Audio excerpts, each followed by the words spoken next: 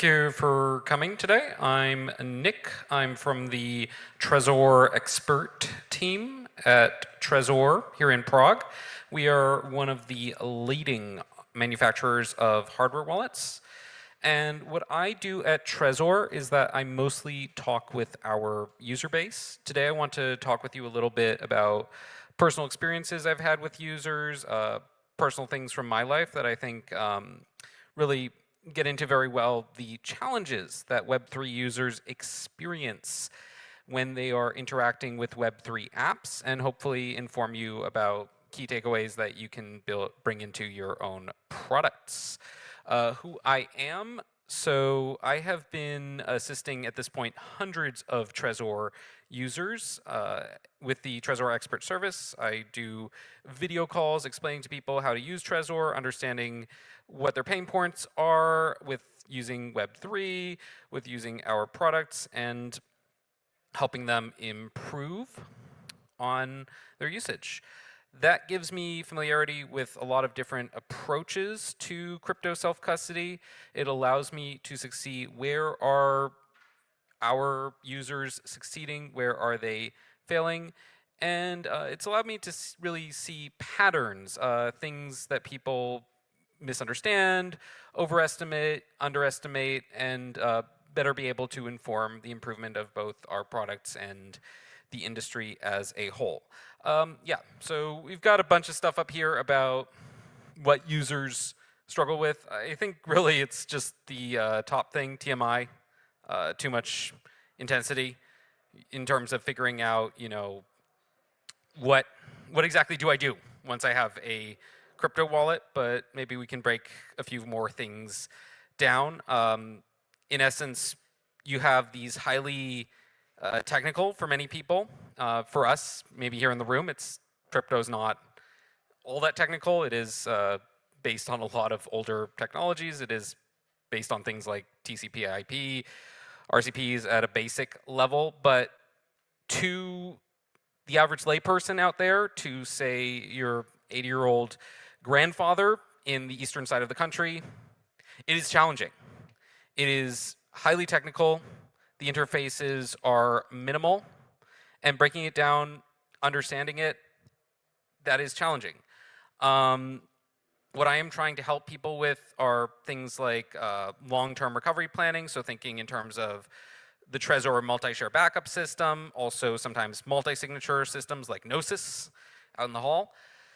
And you know, things like really understanding what are the implications of making a transaction. A lot of people get scared because at the end of the day, this is money. This is things that they are valuing and need to handle. So understanding how to review transaction details, understanding where the risks are with phishing, separating out all the noise about crypto, especially about failing to use crypto properly, from the real risks.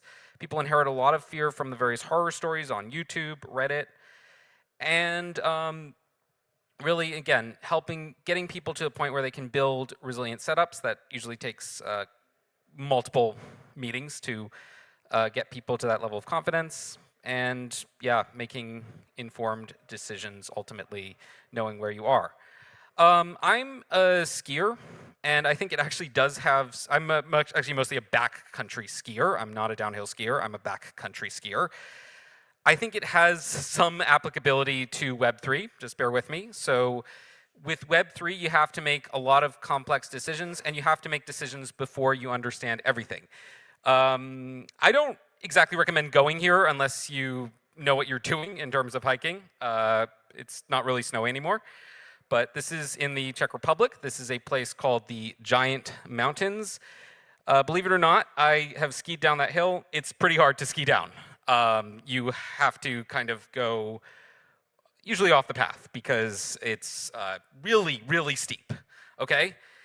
And it's quite overwhelming to go down. You have to be making a lot of decisions about where am I going, how do I keep my balance, blah, blah, blah. In general, in skiing or also in driving and in crypto, you want to be looking at really 10 seconds ahead of you. You want to look to the back of the room, not the front. And that's because you want to look at where you are going, not where you are Right now, you want to understand everything. And for users, this tends to be overwhelming. They're committing to paths they may not be understanding fully, especially if they're new to crypto. So I went down this hill. As you can imagine, it is asking to get into a ski accident here. And this is what happened to me. I did get into a ski accident that day, right there. Not there specifically, but on some lighter terrain. Why did I get into that accident on lighter terrain? Because I was going too fast, and I had gotten comfortable after going down here.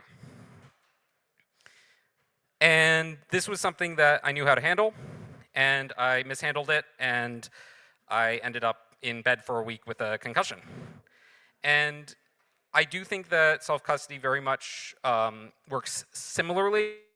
Without being overwhelming, then you overcome the hill, you get confident, and that is where the actual trouble, the actual risks can exist.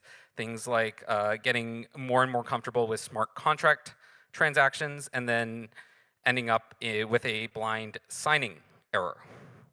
It's not about struggling in an environment you don't feel comfortable navigating. If you don't feel comfortable navigating it, you're never going to get up the mountain.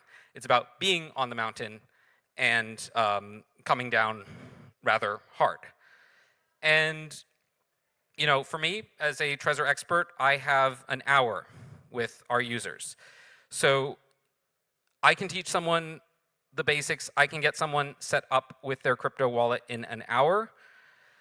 But getting people to maintain the confidence, you know, I only have an hour to meet with someone in person, plus maybe some email correspondence, which is a lot harder. Email is text. Text is a lot harder than seeing someone, even if it be over a video call.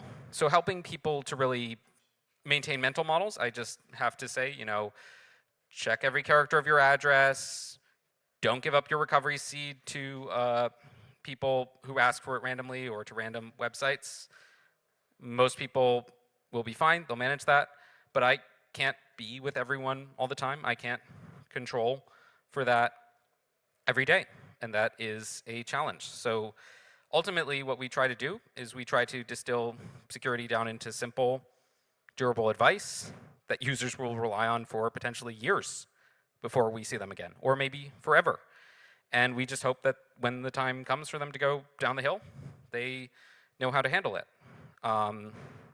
It is a kind of a scary challenge, but that's what we do. So how do we empower people to be ready for this? Well, we have definitely a recurring challenge with self-custody, which is long-term planning, inheritance. You know, Bitcoin, for example, that has been around for 18 plus years now. And there are entire generations of Bitcoiners. There are entire generations of Ethereans too. Ethereum has been around for 11 years, who have cycled in and out, not because they got FUD, but because they had to confront real life and maybe got seriously ill or unfortunately passed away. That is the reality we have to live with as humans. So when we are onboarding people, we very often have to simplify. We can't talk in an hour about inheritance. And frankly, if we took the 3 hours it takes to talk about it, people would get overwhelmed. So at the end of the day, we are just trying to reduce as many single points of failure and make the inheritance as simple as possible when people want to upgrade. It's something we can accomplish with multiple conversations. It's also something we accomplish with what is called the SLIP 39 system, which is Trezor's multi-share system. You can see it displayed on the screen. Basically, you are able to use multiple lists of words, multiple backup phrases in order to access your crypto. You decide how many of those lists you want to have, for example, 5. And in this case, in this example, any 3 of them can be used to regain access to your wallet. And that is very convenient just to give to people for free, whether they know that or not when they buy a Trezor, because we can then go and tell them, even years later, hey, you have this option. You want to do an inheritance plan? It's there ready for you, and it simplifies their process so much, saves them so much time, and makes it incredibly easy for us to really get them to that next step whenever they are ready. And we can just, in essence, wait for them. There's also this interesting little challenge that I like to talk about, kind of nerdy challenge, which is that by default on Trezor, you create what's called a single share backup. It's like your classic 12 or 24 word seed, but it's 20 words, and it just has the upgrade capability to multi-share whenever you're ready.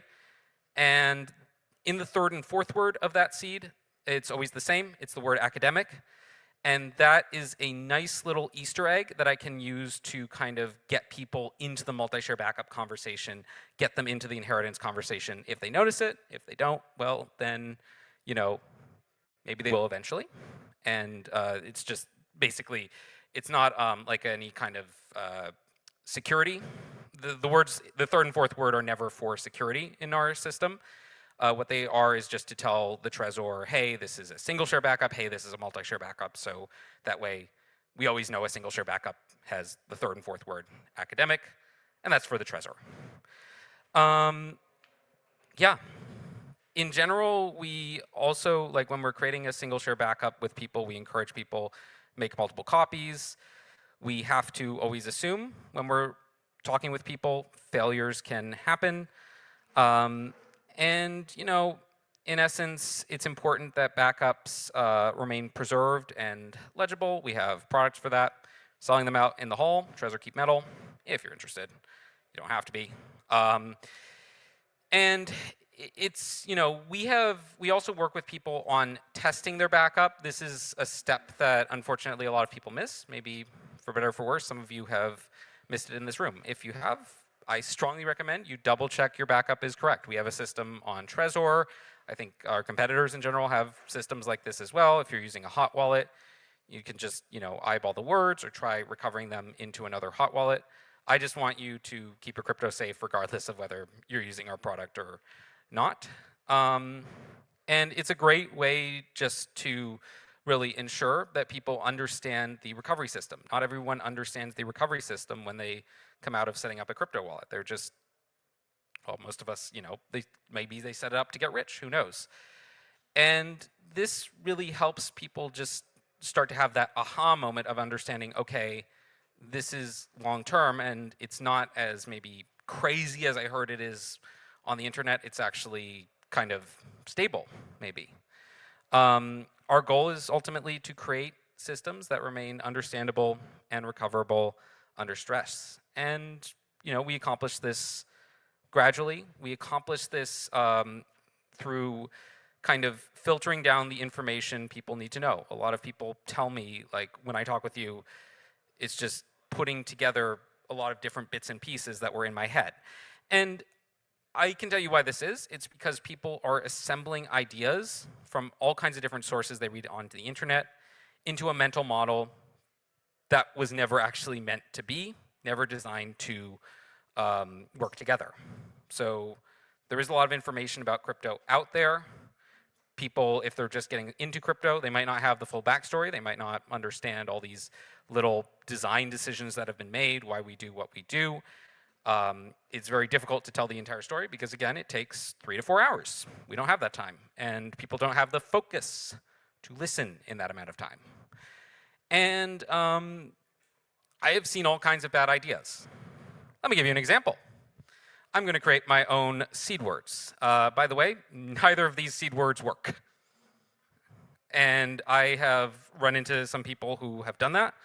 In one case, someone memorized a seed they wanted to use, which is a little concerning because if that person then tries to come back 5 years later and they have that seed in mind, it's just not going to work. And then whoever, maybe me or my successor in 5 years, has to figure out, well, why doesn't it work, and kind of gradually pry that story out, because in the meantime, with all of this, I can't ask you your seed words. If I ask you your seed words, I have access to your crypto, even though this doesn't give me access to your crypto. But I don't know that, not without getting out a word list and figuring that out, which takes time.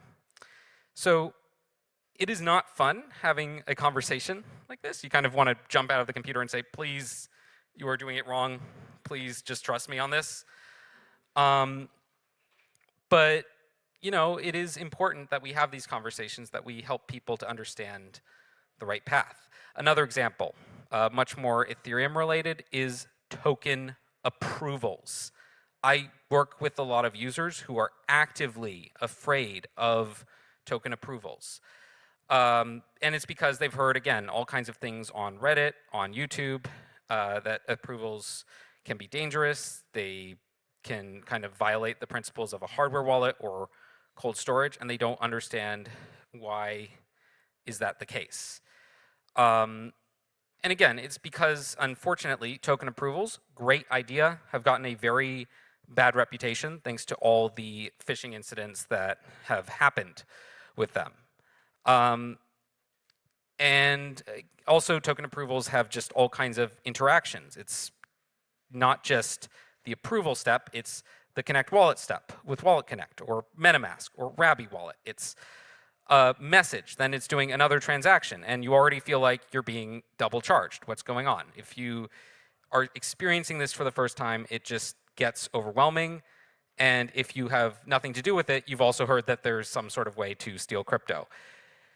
I'm not here necessarily to give the perfect solution for how we demystify token approvals. I hope most people in this room understand why they exist, but unfortunately, it's something that has created this situation where, again, users start out overly fearful, then they become overly trusting, and then they get into trouble. They go down the hill the wrong way.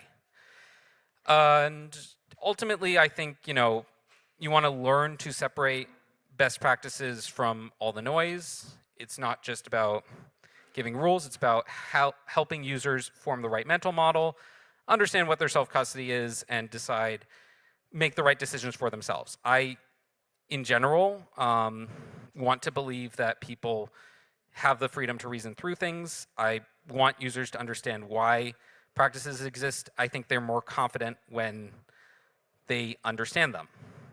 There is a very simple saying for what this process is. It's don't trust, verify. When you effectively teach people why things are the way they are, you are allowing them to kind of reduce cognitive overload. You're making it look less magical and more realistic, more scientific. My goal is ultimately just to help people make informed decisions, usually the same decisions, but sometimes we need to understand where someone is coming from and why they might want to do things differently, as long as it's technically possible, as long as it's not, I made up my own words and want to put them into your product, which is not the way Trezor works, maybe some other wallet, but not our wallet. Yeah. And, you know, for me, another helpful thing is just people asking questions. I understand our users better through the questions they ask, through the problems that and the challenges that they experience. I always encourage people to ask questions because it just helps us understand where they are on their journey. And one of actually the most interesting things to me about how people ask questions is things like people come and consult with me about how to set up a wallet when they've already set up a Trezor wallet. Sometimes people will wipe their wallet and then come to me and see how am I doing it. Why? Because they would not trust me to help them set up an actual wallet with crypto on the call. They will want to see how I do it to be sure that they have done it correctly. In essence, they want to see our mindset, which is very humbling. Ultimately, you know, you want to get into individual users' mindsets. You want to get into their ideas, how they think, help them reason through things. And, you know, also things like backup storage, for example.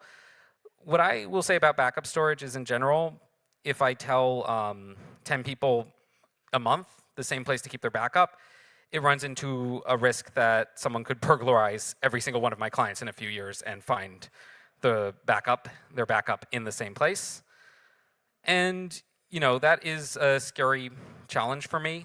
Yeah, So ultimately, I kind of leave it up to the user to make the right decision. And I think what I always tell people is understand your surroundings. For example, understand where you are.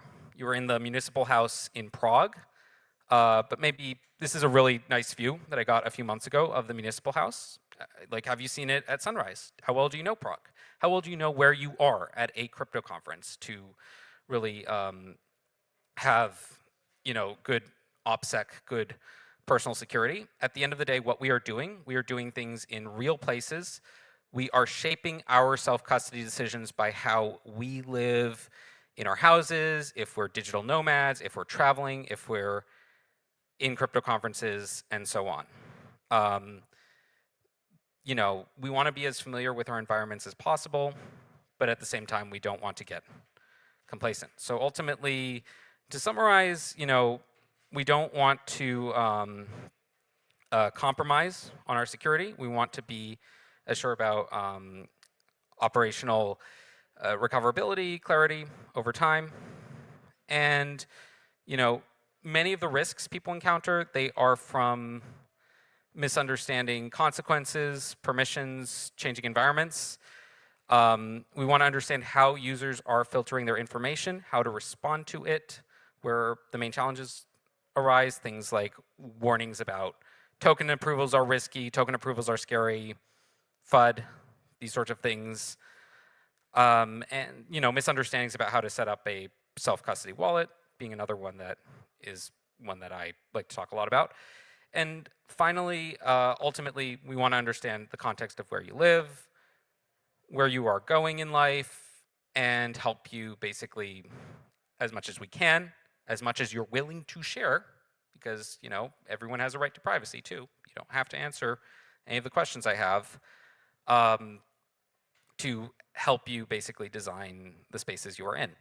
Yeah, so I hope you've enjoyed kind of my talk about what I help people with, what the challenges are that I see. I hope you go out there, make a positive impact, and be kind to one another. Thank you. Thank you very much. Anyone has a question for Nick about Trezors in general? No.